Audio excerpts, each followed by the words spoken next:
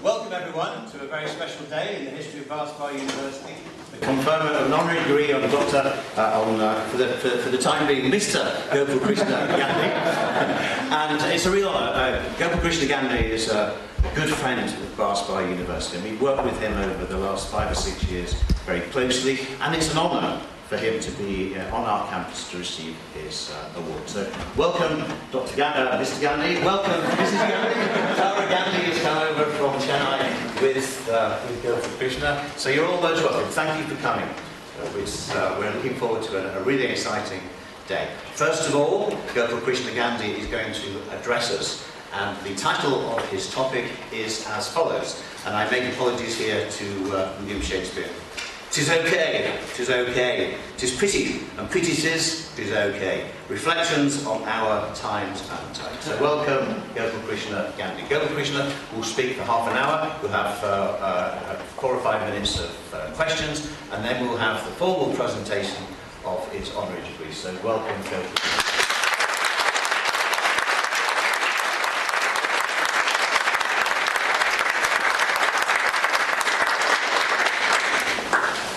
Thank you very much, Pro Vice Chancellor, for that introduction, the words of welcome. Thank you so much, Vice Chancellor, for the honour that is to be conferred after the lecture. The lecture is a kind of an exam. I might forfeit the honour. That is called obligatory introductory humour. My wife and I are delighted to be here on this campus. I am jolting myself to believe that there can be such a beautiful campus, and I am wishing I were a student here when I was the age of students here.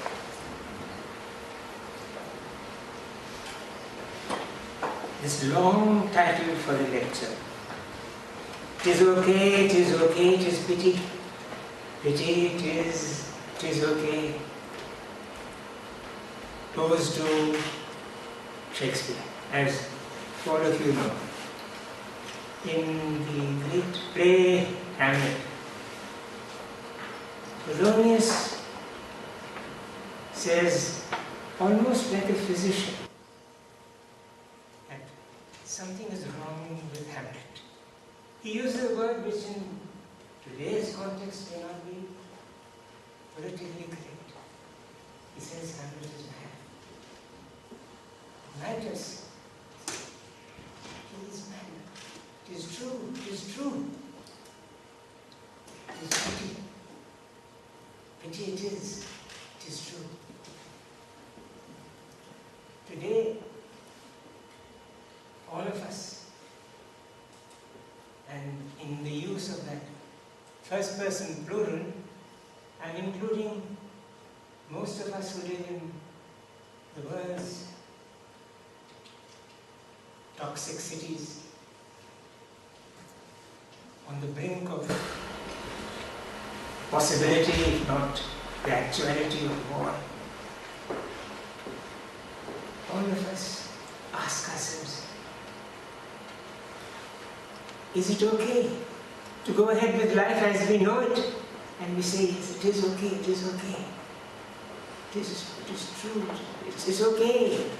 There may be war tomorrow, there may be no rain tomorrow, there may be famine today, there may be earthquakes tomorrow.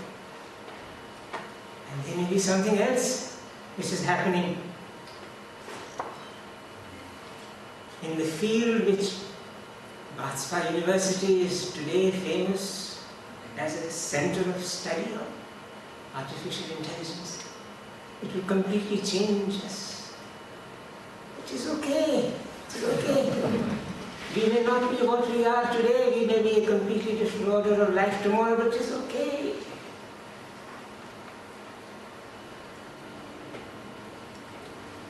And the enchanting is the word. Park beyond Crescent House stands a time-battered but proud obelisk. Oh my God, it is okay. It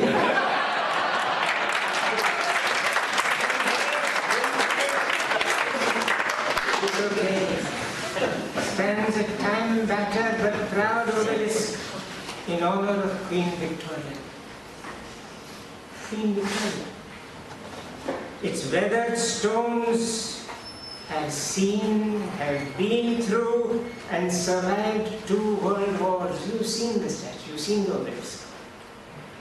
In the second of which World War, on the 27th of April 1942, before any of us were born, this most beautiful of English towns, Bath, was battered by enemy bombing. It bore the shells, the fires that followed, the crumbling of homes, some of which of exquisite design, made by the master architect John the Elder. Immeasurable damage. I say immeasurable literally in the sense of beyond measure. Immeasurable damage done to the great abbey. Bath rebuilt itself, brick by fresh brick. I stood yesterday at the foot of this monument along with my wife, and narrowing my eyes, deciphered the inscription on one of its 3 faces. The text in that Victoria monument is in 4 curved lines, each word in the uppercase. The second line gripped my attention. In words that weather has aged but has dared bombing, that second line says simply in 4 words, and Empress of India. What does it say of Britain? That does not say Queen Victoria, Queen of Britain. No. The only country mentioned in that is India. She is described as Her Majesty Queen Victoria and Empress of India. That's all. The only name on that text other than that of Victoria is that of India. In a royal proclamation of Firman, issued in 1858, Queen Victoria disbanded the control over India's destiny for the directors of the East India Company and brought the affairs of India to the direct charge of her government and gave India imperial status. Of Great Britain, she was queen, but of India, she was empress. I do not doubt that dispatches from Calcutta, then India's capital, had told her of the barbarity of the soldiers' retaliation, her soldiers' retaliation, to the violence of what Britain called the Indian Mutiny of 1857, and which India sees as her first war of independence. I do not doubt that she would have heard too of 2 Indian queens, her counterparts in real time, the Rani Lakshmibai of Jhansi and the Begum Iftikharun Nisa Hazrat Mahal Sahiba of Awadh, who defied British colonial overlordship with epic and heroic courage. Queen Victoria knew and wanted to know more intimately and authoritatively about the great landmass and its its proud, if also debilitated people, of whom she was now styled Empress. But her diligent study of dispatches and her careful learning of Hindustani, and this is very important, she studiously learned or tried to learn Hindustani. She was never going to visit that country, that part of the empire, but she wanted to learn the Hindustani that her subjects spoke. These labors of hers would not have given her a glimpse of three great verities of her empire. First, the stunning evidence of a civilization that pre-existed the commencement of the Christian era by some 2 or 3 millennia, to be known to her successors and to our world, to the modern world in which we live, as the Indus Valley civilization, the spectacularly built heritage of which included in one of its excavated sites, now in Pakistan, an architectural marvel of engineering, design and brickwork called the Great Bath, an achievement which archetypes the Roman baths of this great city. 2, the life and work of one who was by India's own dynamic and no promulgation overseas emperor, the Emperor Ashoka, whose edicts, he did not call them edicts, he did not call them anything, but we know them as his edicts. His edicts was inscribed on rock faces and some in caves and some on pillars in ascending spiral of narrowing dressed granite. Some extraordinary thoughts which had not been deciphered in Victoria's time, but were going to be much after, by the labors of an Englishman, James Prinsep, one of which famously expresses Vice Chancellor, an emperor's remorse, not an emperor's imperial self-pride, but a broken man's remorse. Another which explains the importance of restraint in speech. Restraint in speech, he says. Not extolling one's own views or faith, but recognizing another's is the way to concord. And another, the third, which talks about the wrong in human cruelty inflicted on non-human life, including plant life. And the third verity of India, which Queen Victoria would not have known of, was the mind-rinsing reflections in Tamil of a myriad-minded sage who was perhaps of royal blood, but more likely a weaver or a seafaring observer of statecraft, given by later scholars the name of Thiruvalluvar. Another Englishman, G.U. Pope, a missionary sent out in Victoria's times, would translate the Quran into amazing rhymed English. The India of which Queen Victoria was briefly but so earnestly Empress is today part of a world, our 21st century world, which has her descendant 6 or maybe 7 generations on, just coronated, seated on the same throne, but with wisdom and great discernment, not wearing on his crown the diamond called the Kohinoor, which had been in poor form transferred from its natural repose on the banks of the rivers of Punjab to the custody of London's vaults by the Thames. This world, which as King Charles III, with his intense concern for the future of planet Earth and its non-human, including forest life, knows, is witnessing and experiencing what can only be called the senseless slaughter of its life sources by its own hand.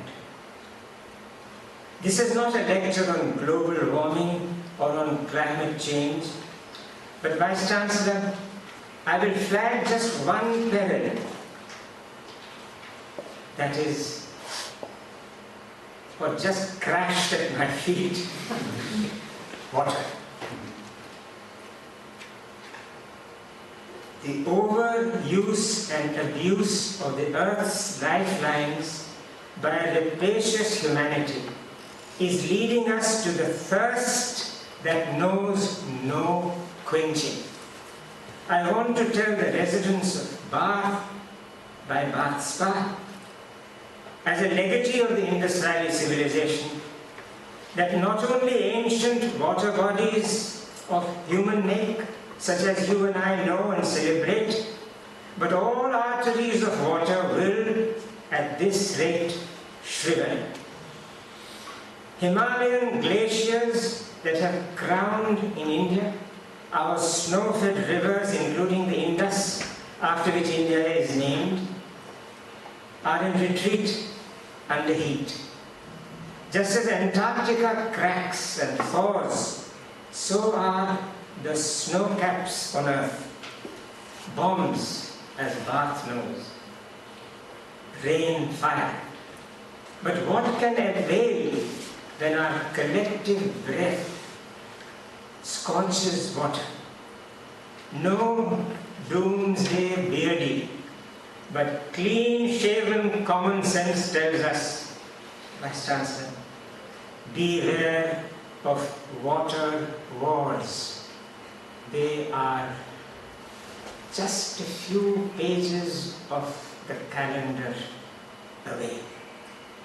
And this, when war of the kind Bath remembers, a knowledgeable gentleman in Bath Abbey told me yesterday that 400 humans were killed in Bath alone, in the April of 1942 during the bombing of Bath, the city of surpassing loveliness.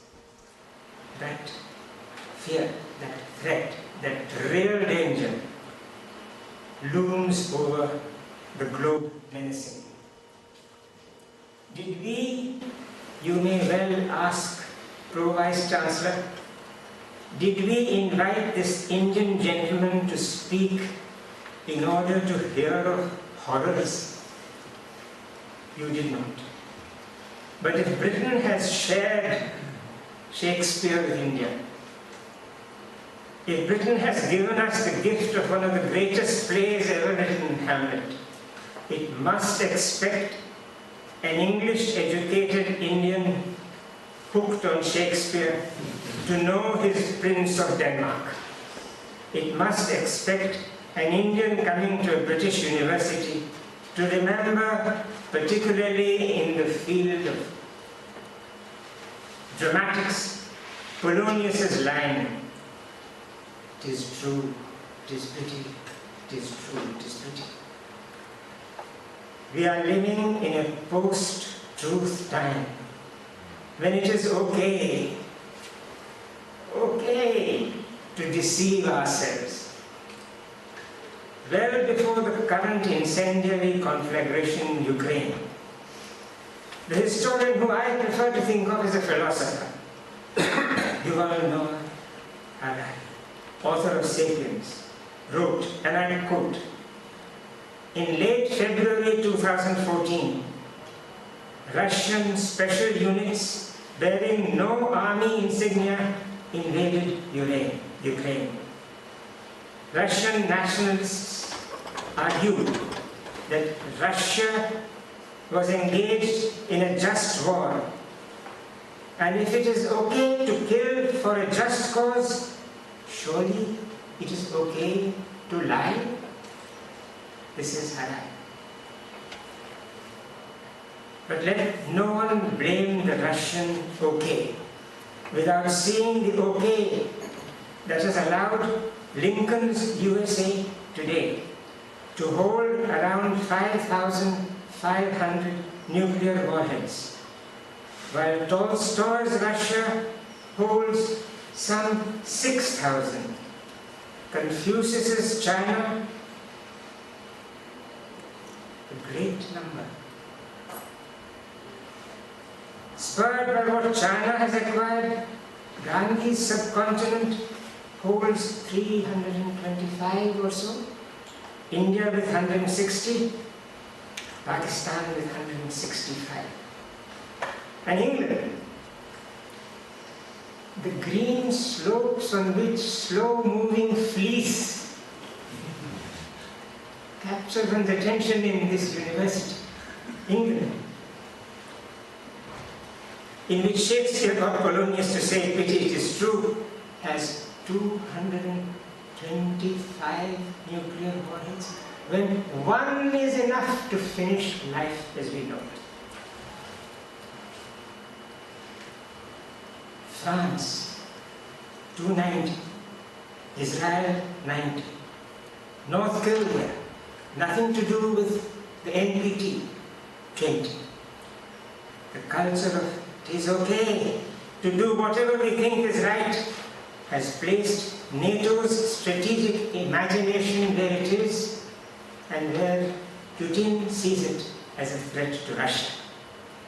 Do we realize how close we are to the moment when a passing sense of anger or a fleeting spasm of frenzy or a surge of ego might just unleash the war from which no recovery is possible? Do we see it? Do we realize this? It's okay not to see. It's okay. Martin Rees, Lord Rees, the astrophysicist, has warned us of nuclear error and terror. More need not be said than what his book called The Final Century does. He titled it The Last Century in the English edition, but in the US his publisher said, call it The Final Century, and take that question mark out. His English title was Last Century question mark. The US publisher said, take the question mark out, the book will sell better. It's okay. We have meanwhile managed to make what is dangerous, sinister as well. You have, I'm sure, guessed what I'm going to say. There are uncountable, not just countless, but uncountable advantages to the human condition that can emanate from artificial intelligence, particularly in the field of medicine. But as young Sam Altman tells us, he got his first computer at 8, made his first app at 19. Young Sam Altman tells us, there is cause to worry. AI could be as lethal as a pandemic or nuclear war. AI, by its very definition, will mean the extinguishing of uncountable jobs. If today in any Asian or African city, there are 25 unemployed and houseless people to every 100 employed and housed, or say in King Mead's Square in Bath, by the Abbey, if there is to every 10 relisher of ice cream cones, visitors like I and my wife or lucky residents of Bath, at least one jobless or homeless person coming up and saying, just as you are going to take that first sale of the cone, some change, sir, anything, I'm homeless. Let us be sure that very soon, as swiftly as Antarctica melts, if AI spreads unregulated, we will have many times that number, houseless and jobless, and they will not be hesitant. But AI's swipe on employment is not anywhere as disturbing the prospect as the likely impact of an algorithmic takeover of data that will make us something totally different from what we are as a human family today. Whether governments or corporates own the database that can be utilized by AI for mass action in the split fraction of a split second, we can well find that whether or not God created man, man has certainly created an all-pervasive God that can be felt everywhere, though seen nowhere, and can trigger competitive wars unless we do not let our collective innocent okay to the unregulated advance of artificial intelligence alter life irreversibly. There are encouraging signs. Britain's Prime Minister Sunak has said His Majesty's government is seriously examining ways of responding to the possible dangers of unregulated AI, as has, and I say this with great satisfaction, the Government of India. But the high stakes in investing in AI being what they are, time is not to be lost for the regulators. A world which responded with creative speed to the challenge of COVID-19 in its vaccination answer can respond likewise to its current existential challenges. What is needed, Vice Chancellor, is for the scientific community to become a community of, can I say it, to become a community of philosophers. Is that a contradiction in terms? For a scientist to be a philosopher, is that a contradiction? Is that an impossibility? Is that an old Indian's hookah dream? I believe not. This great country, your great country, Great Britain, produced in July 1955 a great document called the Russell-Einstein Manifesto.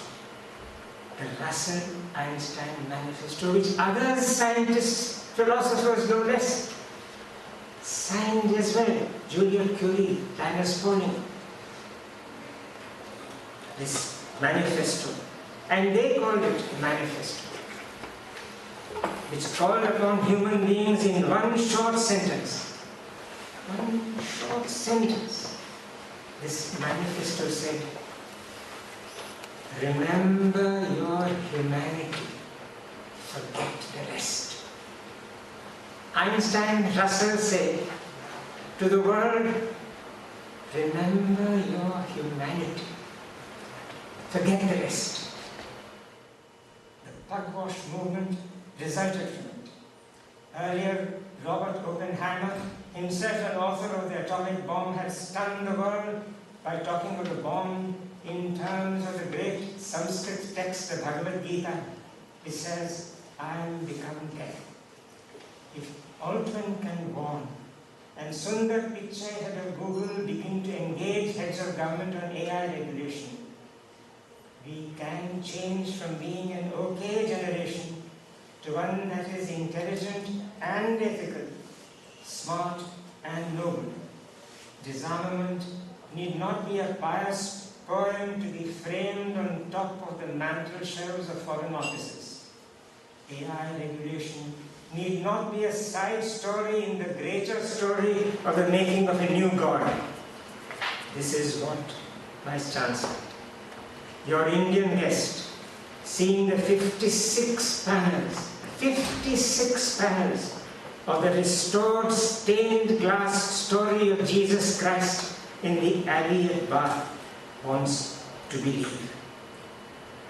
over 115 years since Queen Victoria's death, the spirit of the former Empress of India will, because of her sincere love for the people of India, rejoice in the fact that India today is one of the world's most vibrant electoral democracies, agriculturally self-reliant, industrially advanced, a world player in the IT and science services. But above all, a nation that has nothing but the warmest sentiments, Vice Chancellor, for Great Britain, which through its own electoral dynamic has today a Prime Minister whose roots go back to the land of which Victoria was both Empress and admirer.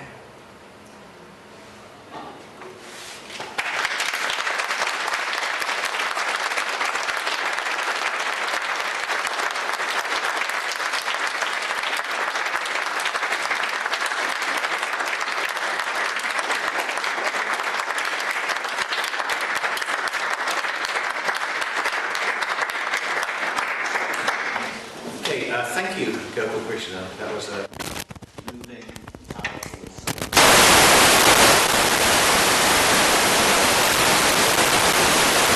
4 or 5 minutes for any questions. We'd like to go first.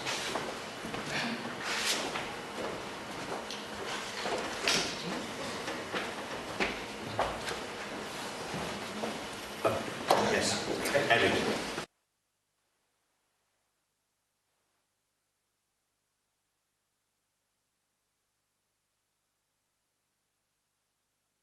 And alarming, as one mentioned.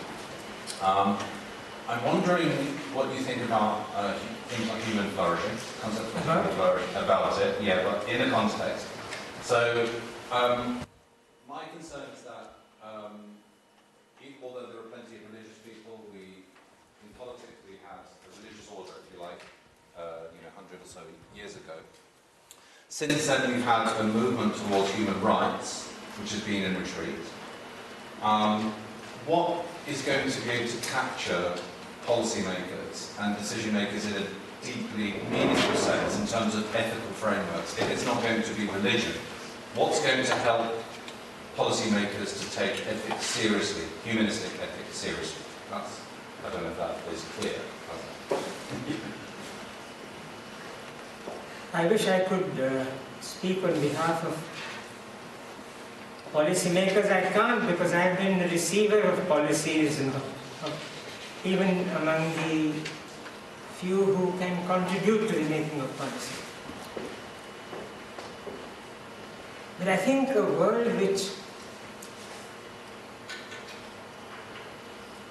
sees both furious religious extremism aided by state-of-art technology on the one hand, and the example of somebody like the Pope, who is so ill,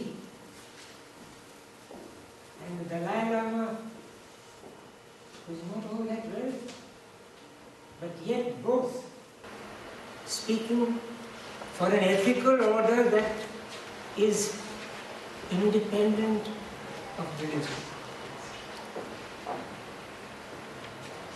And I think there is hope that this old Indian king Ashoka, who said conversation and dialogue are the root answer to discord. There is still some hope. Curious, and I am digressing. Teachers love digression. Students love them even more. The name Ashoka is a proper noun, is in retreat, like our glaciers. Very few people name their children Ashoka today. There were 6 Ashokas in my class when I was in school. There is not one Ashoka in the whole of Ashoka University. And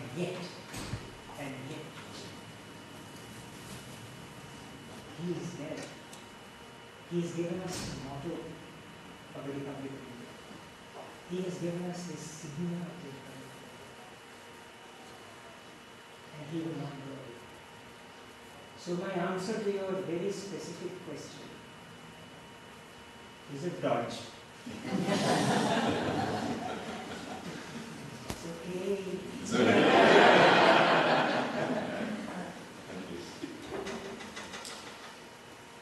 When I was in your city, Chennai, in 2016, there was a gathering of the Association of Commonwealth Universities, and the Vice Chancellor of one of the Tamil universities, very old and distinguished university, stood up and said that India would soon have a higher population than the People's Republic of China, and this was going to happen by 2025, and we've just got there here, 2 years in advance, and he was certainly of the opinion that this was a good thing.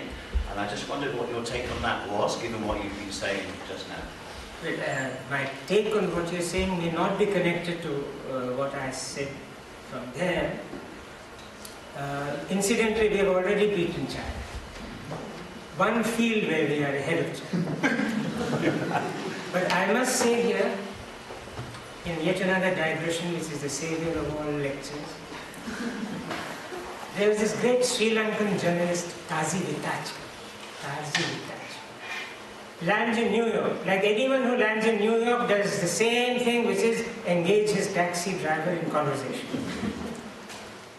Taxi driver looks at him through the rear view mirror and says, "Are you from the country where they breed like," I will say rabbits, he said something else. "Are you from the country where they breed like rabbits?" So Vitachi is a Lankan. No Lankan likes to be taken to be an Indian. He is a Lankan, not an Indian. But on this occasion, Vitachi allowed himself to be mistaken for an Indian. He said, "No, I'm not from the country where they breed like rabbits. I'm from the country where they don't die like flies anymore." Our population has risen because our death rate has fallen, not because of our birth rate having gone up. And our death rate has fallen because of our scientists, our medical persons, our field level family welfare workers, and the intelligence of the Indian mother who has at last learned to say to her husband, "It's not okay, get lost."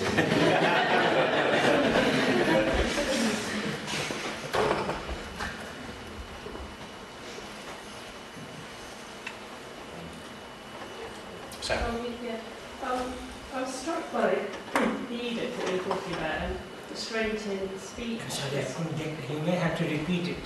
Sorry. You may have to repeat the question. Okay, so you're paying for No, my hearing is diminished. No, so I was really struck by the edicts that you were talking about, and particularly restraint in speech, respect for non-human life, and then if you put that alongside sustainability in the environment. Those are all things that I think the younger generation coming through is really passionate about. My daughter is 17, so you've got teenage grandchildren and really teenage. I do think there's hope for the younger generation that are actually rejecting a lot of what's happening around the world. I think I've got the crux of what you're saying. The younger generation is not unity. The younger generation in my country is so many young from different communities, and each of those communities has an agenda for that young. So the younger generation thinks very disunitedly in India. But on one thing the younger generation is completely united, and that is in,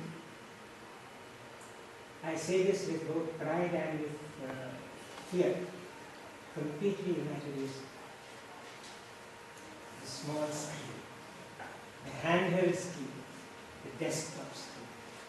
That has gripped the younger generation as nothing else has gripped any young generation in India for centuries. as I was coming here, this is something which I saw it could have happened anywhere. It was small thing. By younger generation, one generally thinks of the school going on a late school and early university. This one was before school. He, in the airport lounge, was screaming. It was supposed to be a silent airport, no announcement.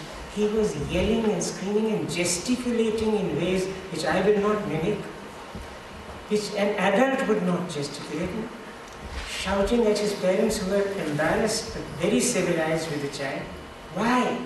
Because they had taken away the cell phone from his hand.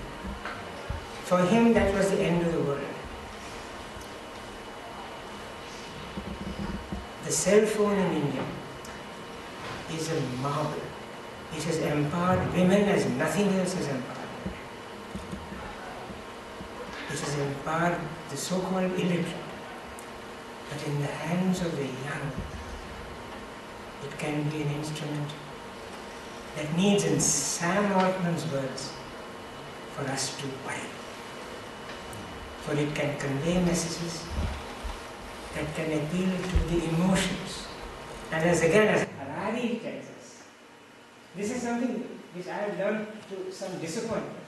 That I thought my intuition, my emotions, my soul was my own, unique. I would still like to believe it is. But Honorary says, don't you know, soul is just a whole bunch of neurons. There's nothing to intuition except neurons. There's nothing to emotion except neurons. So to manipulate the neurons, and one touch of a button, you can get to be a lover, a hater, a murderer, a genius. Choose. The younger generation is on that cusp.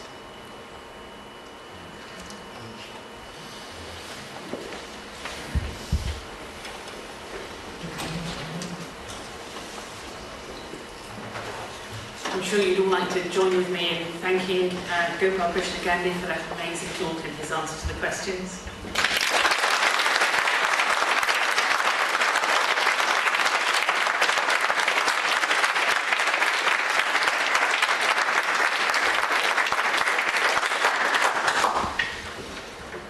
There's no response that's possible to a talk of that breadth or that depth.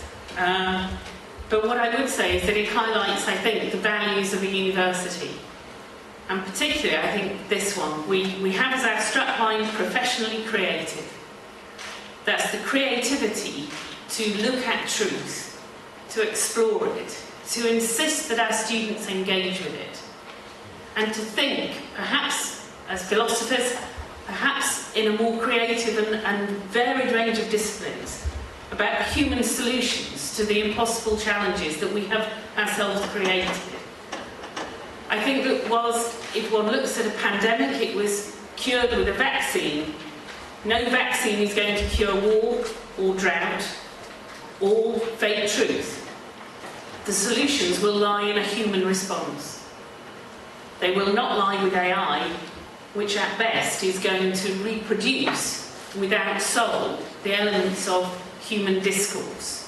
It lies with us in our creativity to look beyond the algorithm and into the soul and into our purpose. It would be ambitious for any university to claim that it can do that, but I believe that we can create conditions from which the individuals we serve might. That, in essence, is our purpose. Hopefully, we will look to a brighter future because of the work that you all do. I'm sure that for those of us who sit within the Bath Spa community, and hopefully to our very esteemed visitors as well, it's quite clear from Dr. Gopalkrishna Gandhi's talk just how clear the synergies are with this university. But those synergies are what we want to honour today. So we now move to the formal part of this ceremony, which is mercifully short, and will perhaps take 5 minutes. The university has within its gift the authority to award honorary degrees to individuals whose achievements and activities are resonant with the core values of our institution. Today we are making one such award And I'm very pleased to invite Professor John Strachan to propose the award of an Honorary Doctorate of Education from Bath Spa University to Gopalkrishna Gandhi.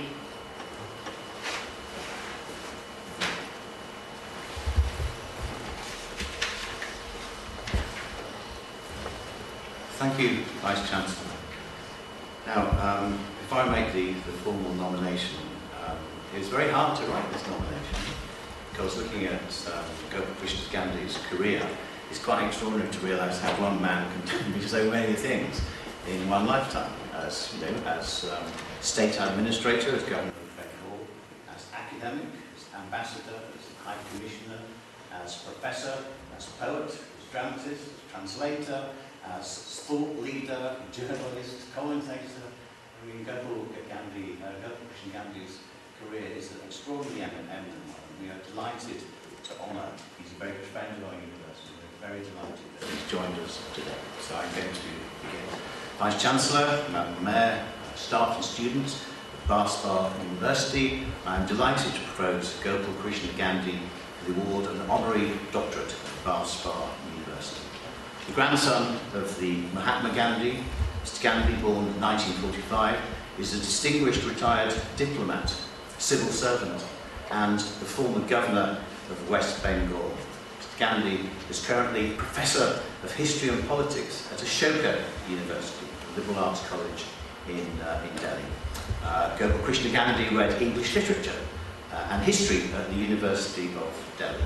He worked in administrative positions in Tamil Nadu and in Delhi as a member of the Indian Administrative Service, rising to Secretary to the Vice President of India, 1985 to 1987, Joint Secretary to the President of India, 1987 to 1992, and Secretary to the President of India, 1997 to 2000. He has been High Commissioner for India in South Africa, Lesotho, and Sri Lanka, an Indian ambassador to Norway and Iceland. And Gopalkrishna Gandhi was the 22nd governor of West Bengal from 2004 to 2009. Bath Spa University has very close links to West Bengal and to India as a whole, with many Indian students and several important research projects. And of course, a recent European-funded mobility award from the EU with Adamash University in Kolkata. We're also talking to the Indian Embassy as High Commission about the award of a visiting professorship from the Indian Council for Cultural Relations, funded by the Government of India. So, our honorary graduate today, Gopalkrishna Gandhi, is Distinguished Professor of History and Politics at Ashoka University, Sonapat, India. He received the Radha Krishna Award of the University of Mysore in 2016, the Lal Bahadur Shastri Award in 2016, and the Rajiv Gandhi Award in 2018. A monthly columnist for the Hindustan Times in New Delhi and the Telegraph in Kolkata, he writes from time to time for the Hindu in Chennai as well. Mr. Gandhi is an historian, biographer, notably of his renowned grandfather, and political commentator, as per his eloquent call to the abolition of the death penalty in India, Why India Should Say No to Capital Punishment, published in 2016. Gopalkrishna Gandhi is also a creative writer, dramatist, poet, and translator. Vice-Chancellor, I present Gopalkrishna Gandhi for the well-deserved award of an honorary doctorate of education at Bath Spa University.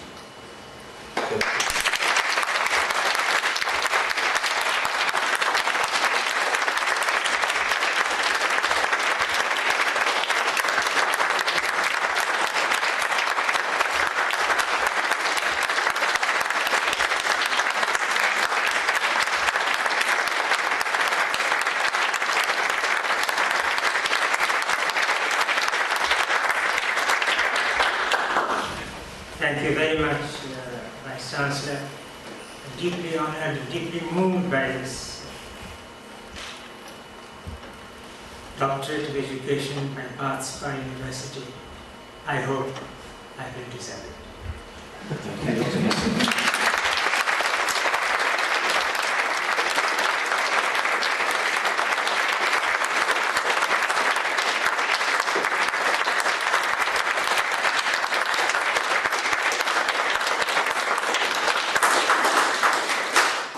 That's how we like our ceremonies, short and sweet. So I'll now bring this event to a close with a very profound invitation. Join us for canapes and drinks in front of Lane House in the lovely sunshine, and we'll have a chance to talk at much more length and in much more depth about some of the topics that have been raised in the last hour. Thank you very much, everyone.